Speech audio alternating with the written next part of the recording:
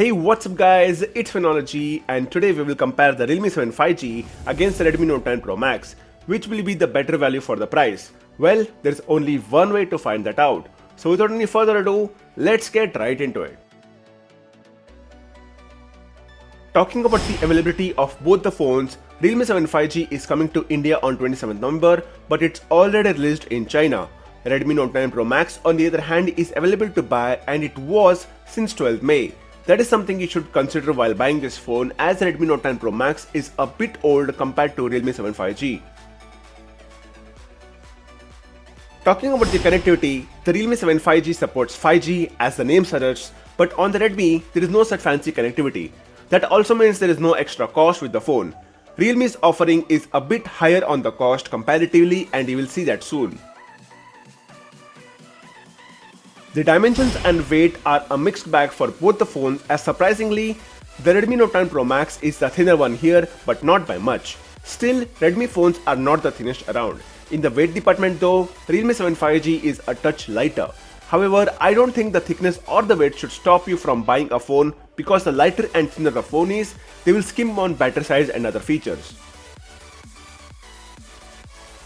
Talking about the display, the Redmi Note 10 Pro Max pulls ahead with the size advantage, as it has a 6.67-inch IPS LCD display compared to a 6.5-inch IPS LCD display on the Realme 7 5G.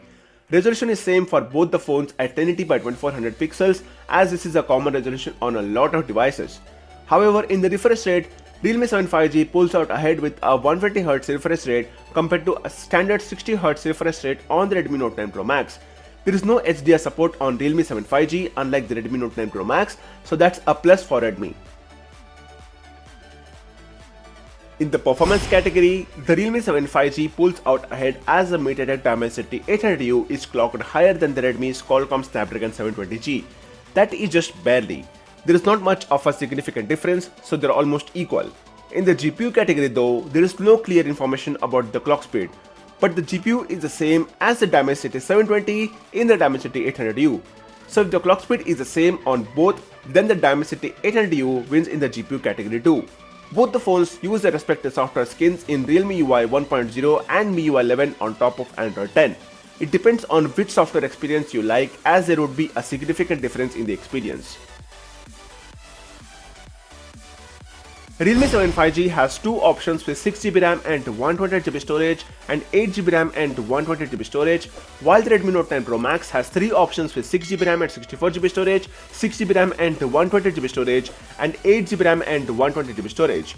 I love when phones have options where you can choose to go with a less costly variant or go for the best that specific phone can offer. Both the phones use UFS 2.1 storage speeds, which is fine for budget phones. The best part is, both the phones have a dedicated expander slot via microSD, which means you can choose the budget variant and still have expandable storage to upgrade later. Realme 7 5G has a quad camera setup at the back with a 48MP main camera, an 8MP ultra-wide, a 2MP macro, and a 2MP depth sensor. This is quite normal with budget phones, as megapixels don't mean everything. However, Redmi has a quad camera setup with a 64MP main camera, an 8MP ultra-wide, a 5MP macro, and a 2MP depth sensor. It does have the megapixel advantage though, so that's something you should consider while buying. In the end, software optimization will matter for the camera experience. Both phones can shoot 4K at 30fps. However, while the Realme 7 5G can shoot 1080p at 30, 60 and 120fps, Redmi Note 10 Pro Max is stacked with features like 1080p at 30, 60 and 120fps and 720p at 960fps. I'm sure the quality won't be too good, but at least there is an option to do so.